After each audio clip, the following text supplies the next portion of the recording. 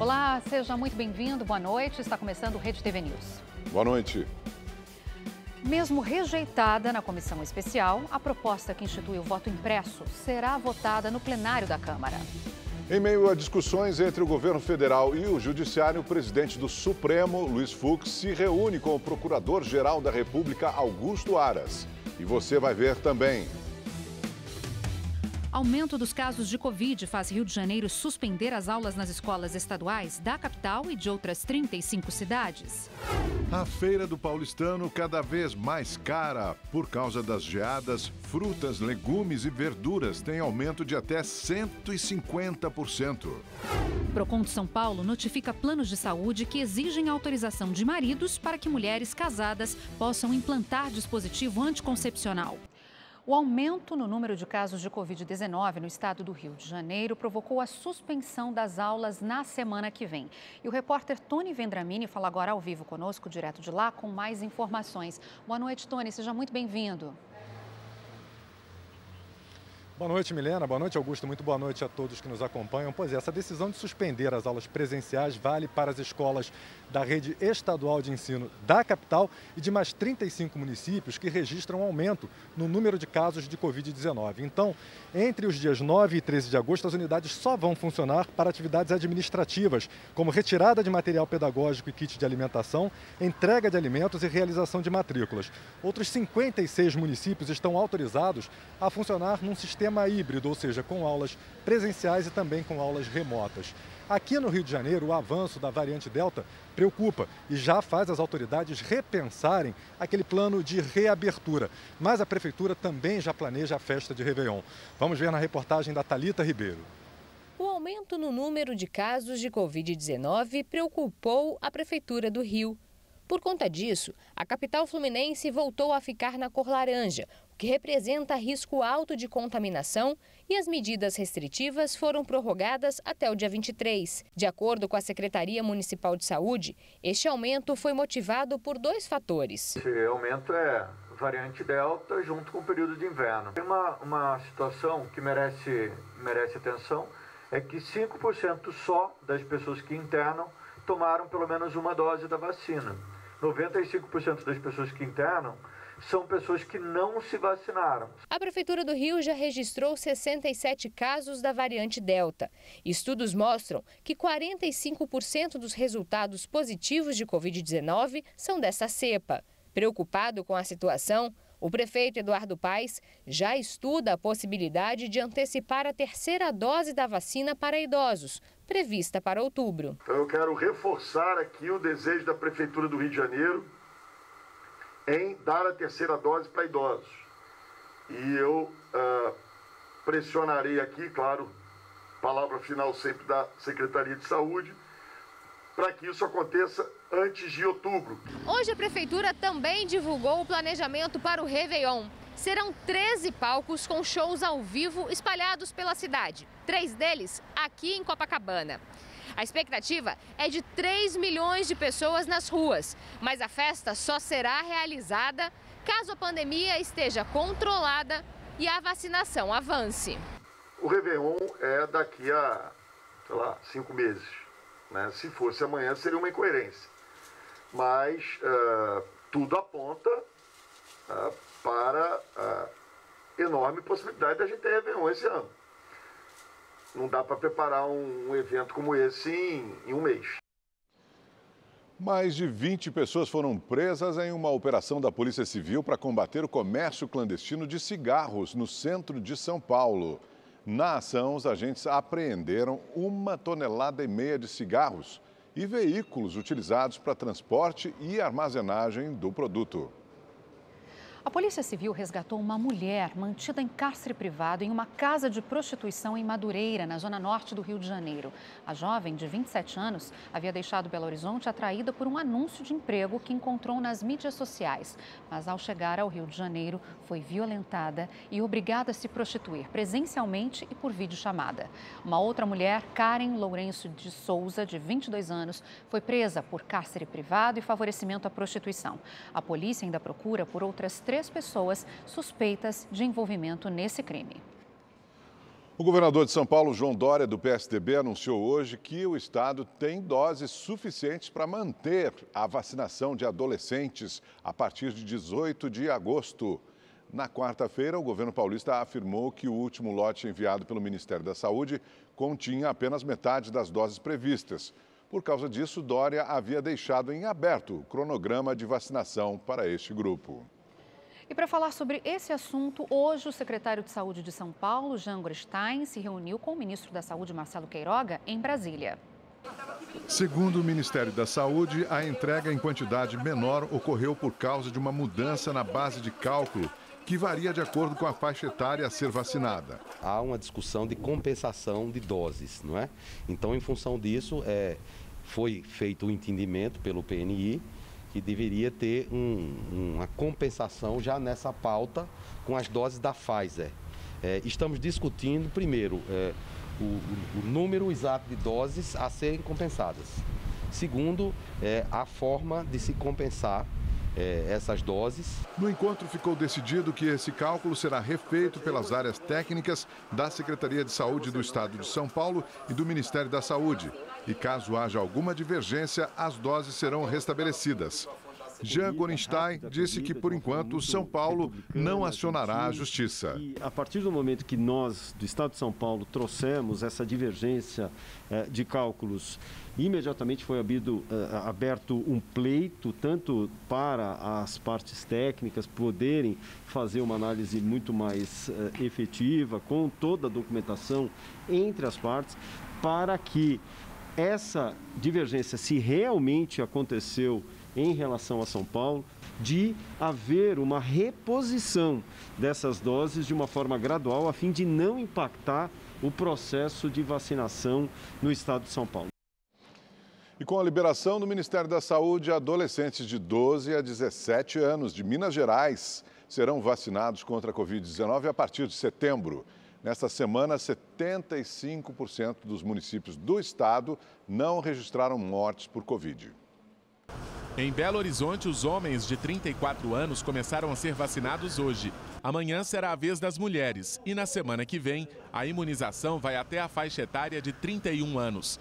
Para facilitar, 4 postos ficam abertos até 8 da noite. Excelente, né? Muita gente trabalha, não tem acesso no horário comercial, tem como vir depois, acho isso fundamental. Hoje, Minas Gerais recebeu quase 800 mil novas doses de imunizantes. Nas próximas semanas, devem chegar mais lotes de vacinas da Pfizer.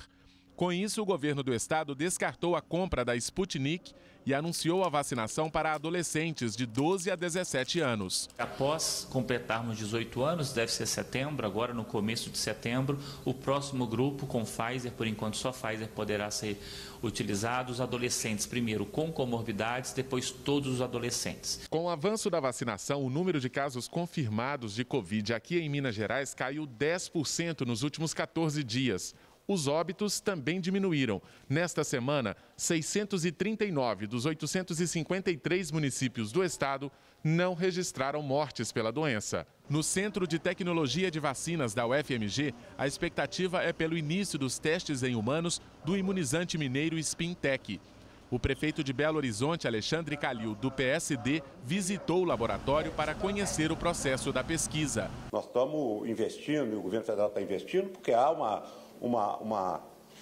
esperança muito grande de que essa vacina ponha Belo Horizonte, Minas Gerais, na ponta de vacinação no Brasil. As fases clínicas da Spintec devem começar em dezembro. Os pesquisadores precisam comprovar a segurança do imunizante e depois a eficácia da fórmula. Vencemos uma etapa importante, que foi ter a prova de conceito e montar o protótipo da vacina, mas agora nós temos que fazer os testes em humano. É assim que a ciência funciona.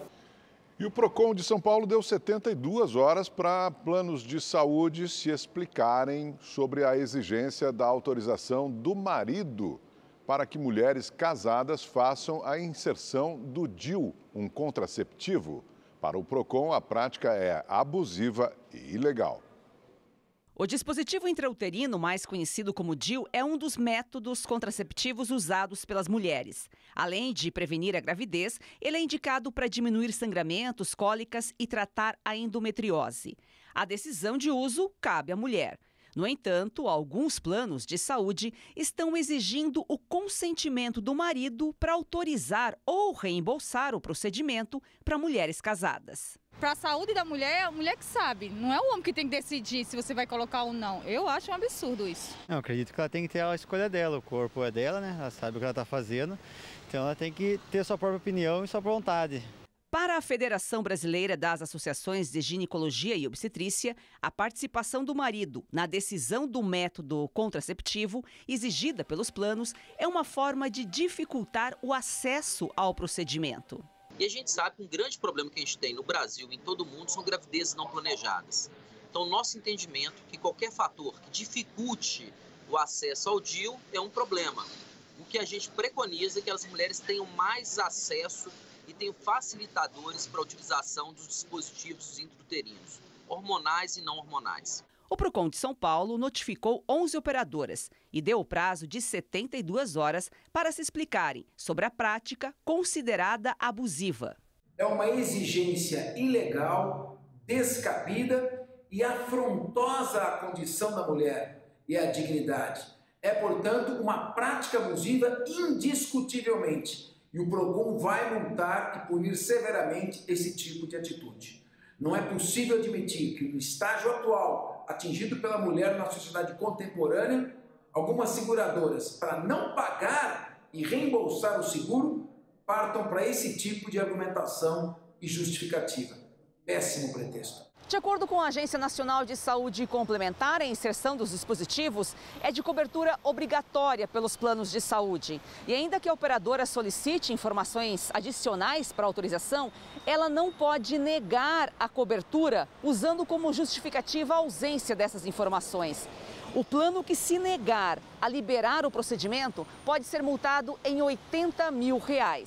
A Lei de Planejamento Familiar de 1996 prevê o consentimento do cônjuge apenas para métodos de esterilização, como laqueadura. O DIU não causa infertilidade e, quando retirado, a mulher pode engravidar normalmente. Então, ele pode ter duração de 5 até 10 anos, dependendo do tipo, mas assim que você tira o DIU, o retorno à fertilidade é praticamente imediata. Então, você tira o DIU, no mês seguinte você já estaria apta para engravidar novamente.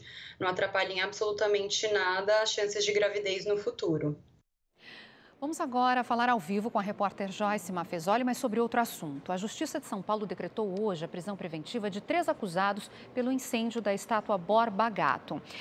Joyce, boa noite, seja muito bem-vinda. Esses 3 acusados já estão presos? Boa noite, Milena Augusto. Boa noite a todos. Os 3 acusados são Danilo Oliveira, de 36 anos, o motorista Tiago Vieira, de 35, e o entregador Paulo Roberto da Silva Lima, de 32 anos, mais conhecido como Paulo Galo. Esse sim, Milena, é o único que está preso por enquanto. Paulo, que confessou o crime, estava detido na carceragem do 2º Distrito Policial, no Bom Retiro, no centro da capital. Ele foi trazido na tarde de hoje para o 11º DP, aqui em Santo Amaro, onde o caso está sendo investigado, mas já foi encaminhado a um centro de detenção provisória. A Secretaria de Segurança Pública não informou qual. A prisão preventiva surgiu horas depois que o Superior Tribunal de Justiça revogou a prisão temporária de Paulo Galo, determinando que ele fosse solto, o que não ocorreu. Ele está detido desde 28 de julho. A defesa de Galo alega que a prisão é ilegal porque a decisão desta tarde não traz nenhum fato novo. Paulo Galo e os outros 2 já haviam sido indiciados por crimes de incêndio, dano, associação criminosa e adulteração de veículos. A estátua de Borba Gato foi incendiada no dia 24 de julho. De São Paulo, Joyce Mafezoli para o Rede TV News. Um levantamento realizado pela Central de Abastecimento de São Paulo mostra que o preço das frutas, legumes e verduras ficaram mais caros nesse segundo semestre. Teve produto que subiu mais de 150%. Os consumidores estão se virando como podem para não ficar sem os alimentos na mesa. Um é 3 e 2 é 5. Vamos, gente, leva um pacotinho, 2 é 5. Só de olhar esses produtos fresquinhos dá vontade de levar tudo para casa. Mas não tá nada fácil colocar eles na mesa. Tá muito caro, a abobrinha caríssima, que a abobrinha é um prato maravilhoso, você varia ele, né? Mas ele tá muito caro. Então, assim, o que eu gastava de 60, 70, eu tô gastando 100. É a famosa lei da oferta e da procura. A forte onda de frio e as geadas das últimas semanas castigaram as plantações, principalmente nas regiões sul, sudeste e centro-oeste do país. Aí o que deu para salvar ficou mais caro. Às vezes não tem nem a ver com inflação. Se simplesmente eles não colherem, cair muita chuva, geada, vai sempre aumentar o valor. E a gente, claro, tem que aumentar também, senão não compensa em si. Segundo dados da CEAGESP, os itens que mais aumentaram foram a abobrinha, o pimentão e a vagem. Entre as frutas, as principais altas foram registradas no preço do caju, mamão formosa, banana nanica, figo e acerola. Já entre as verduras, os maiores aumentos ficaram com a alface, o manjericão e o repolho. De acordo com este economista da CEAGESP, o cenário tão esperado de queda nos preços dos hortifrutis ainda é incerto. A tendência para todo o mês de agosto é que esses preços dos produtos mais sensíveis permaneçam elevados. O pleno restabelecimento deve ocorrer aí por volta de 60 a 80 dias. O que fazer então para não deixar o alimento faltar em casa? A sabedoria popular explica. Eu não compro e tento pensar no outro tempero para usar no lugar. A gente compra uma quantidade menor, né? Mas sempre tem que ter aqueles nutrientes, os mesmos nutrientes, né? No governo, a alta de preços está sendo enfrentada com alta de juros. Nesta semana, a reunião do Banco Central decidiu elevar os juros da nossa economia de 4,25% para 5,25% ao ano. E agora, com a nossa comentarista de economia, Salete Lemos, a gente então vai saber se essa alta dos juros consegue ou não frear esse ciclo de alta nos preços. Tem que conseguir, né, Salete? Boa noite, bem-vinda. Difícil, Milena. Boa noite, Augusto. Boa noite. Um cenário bem complicado. Boa noite a você que nos acompanha aqui no Rede TV News. Os preços diferentes das projeções feitas pelo governo não mostram sinal de acomodação. Ao contrário, você está vendo, a cada mês temos novas pressões. É pandemia, é alta do dólar, é crise hídrica, é petróleo, é energia elétrica e agora alimentos. O próprio Banco Central, que insistiu o tempo todo na transitoriedade da inflação, dizendo que a onda de reajustes tinha a data marcada para acabar, agora refaz o discurso e muda a posição. Além de ter aumentado os juros nesta semana, já anunciou para a próxima reunião, mês que vem, uma nova alta. E acreditem, mais 1 ponto percentual, com impacto negativo para toda a nossa economia. Tá certo, o mundo inteiro está passando por essa onda de alta, mas com reação diferente, ou seja, sem aumento na taxa de juros. Nesta semana, por exemplo, foi a vez do Banco Central da Inglaterra. Mesmo com a alta da inflação, manteve a taxa de juros na mínima histórica. E qual foi a justificativa? A prioridade é retomada do crescimento econômico. No Brasil, onde essa onda de reajuste de preço nada tem a ver com consumo, fica difícil apostar que a alta dos juros vai conseguir controlar os preços, né? Porque taxa de juros, você sabe, não controla geada, não controla preço de combustível, seca, nem tampouco os efeitos todos que estamos vendo neste inverno nos alimentos. Os desafios da retomada do crescimento econômico, da geração de emprego, portanto, são cada vez maiores. Eu volto na próxima sexta, até lá. E uma ótima noite para todos nós. Obrigada. Feliz Dia dos Pais, Augusto. Obrigado. Querido. Para todos os pais. Para todos os pais.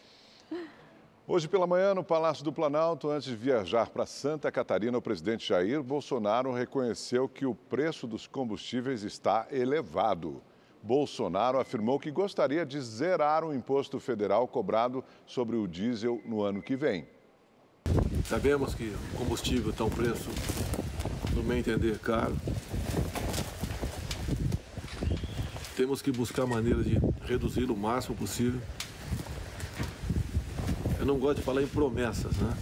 Mas eu gostaria de zerar o imposto federal do diesel a partir do ano que vem. Eu gostaria, vou me empenhar sobre isso, não posso garantir que será feito. Digo, não é uma promessa, é um estudo. O que a gente busca na Câmara, vai fazer 6 meses um projeto de lei para regulamentar a emenda constitucional de 2001, onde diz que o ICMS tem que ter um valor nominal, não pode ser um percentual. Um valor nominal fixo para todo o Brasil.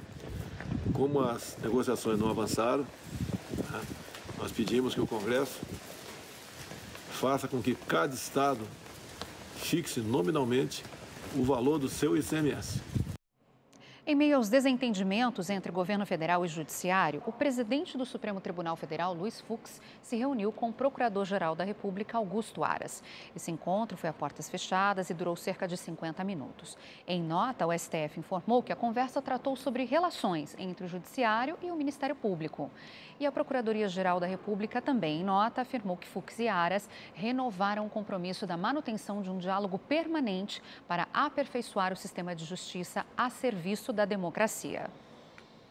Uma pesquisa feita pelo IBGE mostrou que mais de 82% dos domicílios nacionais têm algum tipo de acesso à internet. E os maiores consumidores são os jovens. Porém, especialistas fazem um alerta aos pais. Essa conexão com o mundo virtual precisa ser vigiada. Quanto mais seguidores nas redes sociais, mais fama. Likes e mensagens cheias de elogios dão aquela massageada no ego. Mas a internet também está cercada por haters que não economizam comentários para lá de negativos. Preocupação que tem tirado o sossego dos pais de crianças e adolescentes. Eu sempre estou de olho no que ela vê. Eu não deixo ela entrar. Ela não tem Facebook, Instagram, essas coisas não. Ela só vê algumas coisas, mas é controlada através de mim. Inclusive o celular tem limite, eu não deixo ela o tempo todo, é só na hora que eu quero. Cheia de carisma, divertida e dona de uma beleza exuberante, a jovem Nina, de 14 anos, conquistou o coração de quase 2 milhões de seguidores nas redes sociais. Tanta exposição trouxe preocupações à família. Depois de longas conversas com a filha, a mãe decidiu cancelar as contas da adolescente e deixou uma mensagem aos seguidores da garota. A orientação da Organização Mundial da Saúde é que até os 2 anos de idade as crianças não tenham contato algum com aparelhos eletrônicos. Entre os adolescentes, o uso da internet deve ser restrito e monitorado pelos pais. Eu sou mãe de 3 meninos. E eu tô com um deles na fase da pré-adolescência, né? Aqui em casa, a gente pega e monitora tudo, né? Eu monitoro tudo que as crianças fazem, né? Eles têm as redes sociais deles, né? Eles participam também, porque não dá pra gente pegar e não deixar eles acompanhar a tecnologia. Mas eu controlo aqui em casa por quê? Porque a gente não sabe quem está do outro lado, vendo nossos filhos, assistindo, né, tudo o que eles fazem, o que eles falam. O mais importante dentro de tudo isso é que esse uso seja sempre monitorado pelos pais. Existe uma relação clara entre o uso excessivo das redes sociais com o surgimento de vários sintomas, de depressão, ansiedade, baixa autoestima e também do isolamento social. E esse excesso de tecnologia faz com que as crianças e os adolescentes passem a maior parte do tempo interagindo virtualmente. E isso com certeza vai afetar o desenvolvimento das habilidades sociais e até das funções cognitivas. Agora vamos aos dados atualizados da vacinação no Brasil. 106.093.009 pessoas tomaram a primeira dose, o que representa pouco mais de 50% da população. 44.914.481 pessoas tomaram a segunda dose ou a dose única, o que representa cerca de 21% da população brasileira. E já foram aplicadas 151.007.490 doses da vacina no Brasil. Os estados que mais vacinaram proporcionalmente a população com a primeira dose são São Paulo, com 61%, Rio Grande do Sul, com 56,39%, Mato Grosso do Sul, com 52,70%, Paraná, com 52,66% e Santa Catarina, com 51,70%. presidente da Câmara, Arthur Lira, do PP de Alagoas, anunciou que vai levar a proposta do voto impresso para o plenário decidir. Na noite de ontem, o texto foi rejeitado na comissão especial. Depois de várias tentativas frustradas de votação, a proposta de emenda à Constituição, que prevê a impressão dos votos e a contagem manual das cédulas, foi derrotada na comissão especial da Câmara. Não. 23, sim, 11. Está rejeitado o parecer.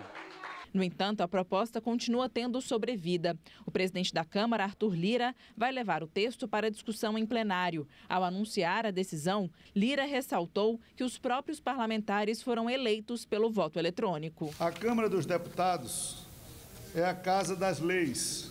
Infelizmente, assistimos nos últimos dias um tensionamento, quando a corda puxada com muita força leva os poderes para muito além dos seus limites. A Câmara dos Deputados sempre se pauta pelo cumprimento do regimento e pela defesa da sua vontade, que é a expressão máxima da democracia.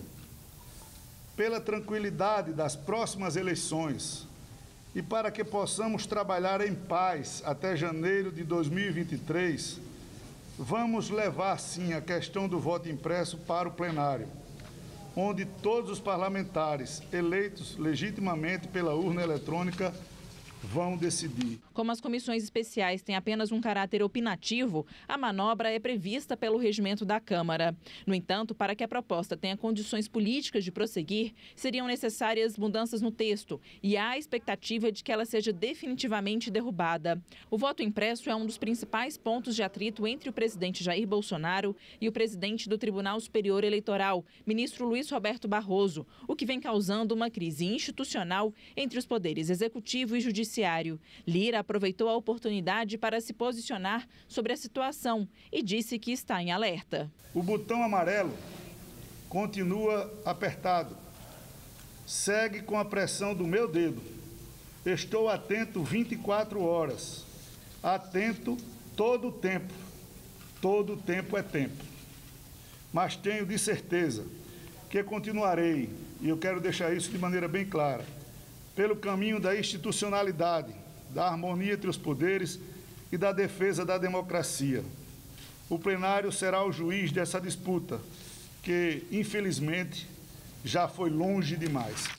A média móvel de mortes diárias por Covid-19 ficou em 902 nesta sexta-feira. Segundo o levantamento, nas 2 últimas semanas, a taxa caiu 22%. Vamos aos números do Ministério da Saúde. 18.868.000 pessoas se recuperaram da doença. 678.000 estão em acompanhamento. E o Brasil já registrou mais de 561.000 mortes causadas pelo novo coronavírus.